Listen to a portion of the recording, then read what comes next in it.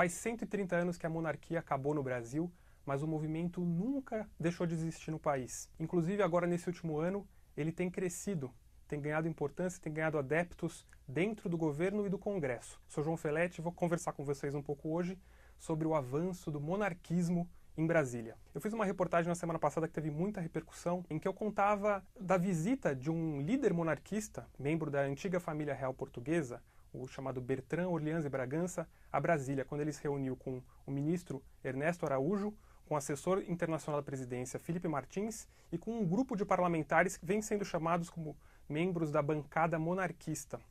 Eu conversei com dois desses parlamentares, os deputados Paulo Martins, do PSC do Paraná, e Carla Zambelli, do PSL de São Paulo, e os dois se identificam como monarquistas. Eles receberam o Dom Bertrand, como é chamado esse líder monarquista, entre os seguidores, e discutiram várias pautas do movimento defendido por Bertrand. Bertrand hoje além de ser um líder monarquista, de pregar a volta da monarquia, a restauração da monarquia brasileira, ele também dirige uma instituição chamada Instituto Plínio Correia de Oliveira, que é uma instituição que sucedeu a TFP, Tradição, Família e Propriedade. Eu vou falar um pouco mais desse grupo daqui a pouco. Também existem alguns membros do governo, um procurador que foi recentemente indicado para o INEP, que é o órgão responsável pelo Enem, que também é monarquista, ele é presidente do Círculo Monárquico de uma cidade de Santa Catarina.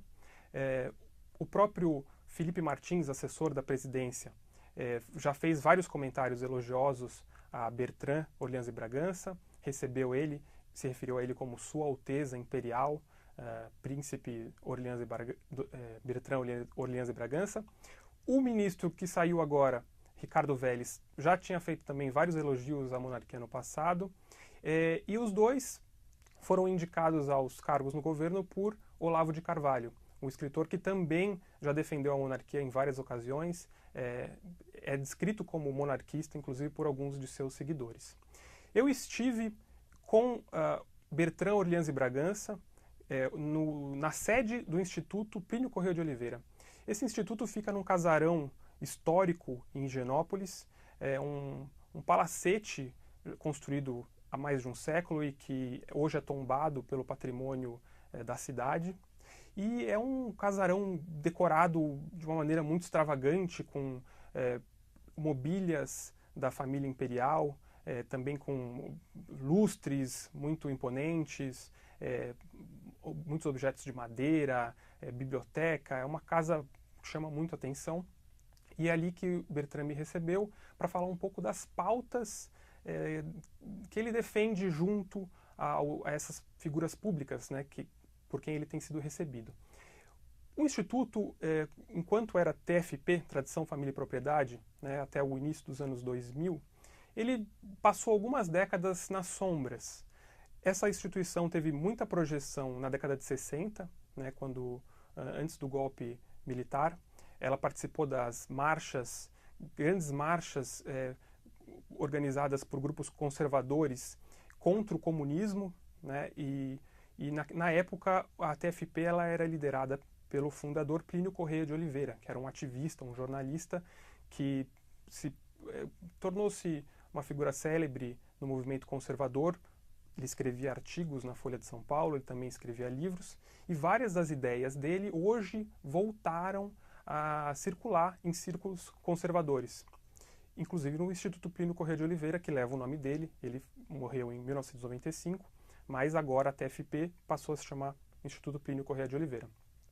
Entre as pautas que são defendidas pelo grupo e que o Bertrand mencionou a mim são proibição do aborto em qualquer circunstância, paralisação de qualquer tipo de reforma agrária, a propriedade privada é um valor supremo para eles, oposição ao casamento gay. Um ponto que chamou a atenção na minha conversa com o Bertrand, ele tem um livro publicado em que ele contesta a tese que hoje é predominante entre cientistas que estudam o clima, de que existe um papel humano nas mudanças climáticas. Ele contesta isso, ele diz que não há nenhuma comprovação dessa influência humana. E é interessante que a Carla Zambelli, a deputada que eu entrevistei, que recebeu o Bertrand no gabinete dela, ela mantém no gabinete é um retrato, um busto de Dom Pedro II, que foi trisavô do Bertrand. Bertrand é bisneto da princesa Isabel. Ela tem uma bandeira do Brasil imperial. O Paulo Martins, que é outro monarquista, o deputado que eu entrevistei, ele diz que, tanto ele quanto a Carla Zambelli, dizem que, embora eles defendam a restauração da monarquia, que hoje não existe muito clima para tratar isso em Brasília, no Congresso, que ainda é uma posição muito minoritária e que precisaria haver uma campanha de conscientização da população, inclusive para rever certas mentiras, segundo eles, né, mentiras do período republicano a respeito da monarquia. Eles dizem que houve uma campanha de destruição de ícones, de heróis da monarquia que passou a ser muito mal vista pelos brasileiros. De fato, quando houve um plebiscito na década de 90 sobre qual o regime político que os brasileiros queriam para o país, a monarquia ela teve cerca de 13% dos votos. O regime republicano, que já era vigente, foi o vencedor e assim se manteve. Queria só lembrar um aspecto curioso.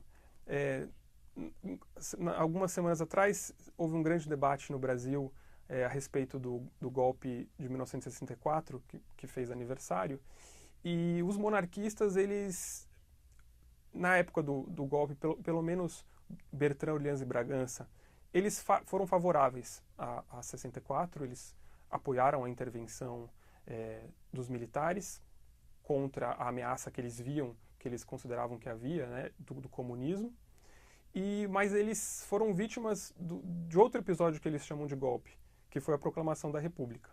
Então, dois momentos históricos em que um golpe foi bom para eles e em outro momento não foi bom.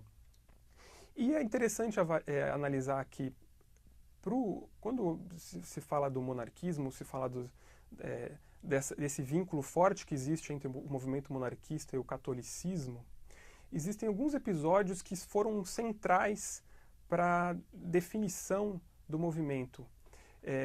Episódios a que eles se referem muito quando eles estão defendendo suas causas e que são eixos do pensamento deles. Um deles é a Revolução Francesa. A Revolução Francesa, que no século XVIII acabou com a monarquia absolutista na França, membros da família real foram guilhotinados e, segundo Bertrand, Orleans e Bragança, a Revolução Francesa ela fez muito mal ao mundo, foi um marco muito triste para o Ocidente, e ele diz que o lema da Revolução, liberdade, igualdade e fraternidade, ele era um lema falso, porque, segundo ele, nunca houve menos liberdade, fraternidade e igualdade do que na Revolução Francesa, porque os opositores eram guilhotinados, não existia o senso de igualdade, né, e justiça entre essas pessoas. E aí, a partir da Revolução, eles dizem que Bertrand diz que o lema de igualdade ele acabou incorporado pelos movimentos socialistas, por comunistas, que passaram a propagar esse valor, né, como um eixo das filosofias de esquerda, e Bertrand diz que a beleza de uma sociedade não está na igualdade, que uma sociedade funcional ela é desigual, ela é diferente, mas existe uma harmonia entre essas diferenças. Então é como uma sinfonia, ele exemplificou para mim. Cada instrumento diferente do outro, mas o conjunto é perfeito.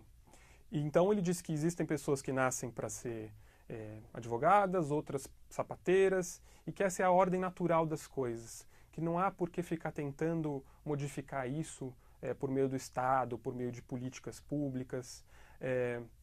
Ele diz que na monarquia existia algo que era muito bom, e até a Revolução Francesa isso na Europa como um todo acontecia, que era a troca de bons ofícios entre igreja e Estado. Eu perguntei para ele se ele achava que devia haver uma reunificação, se ele imaginava que isso seria positivo, uma reunificação entre igreja e Estado hoje no Brasil.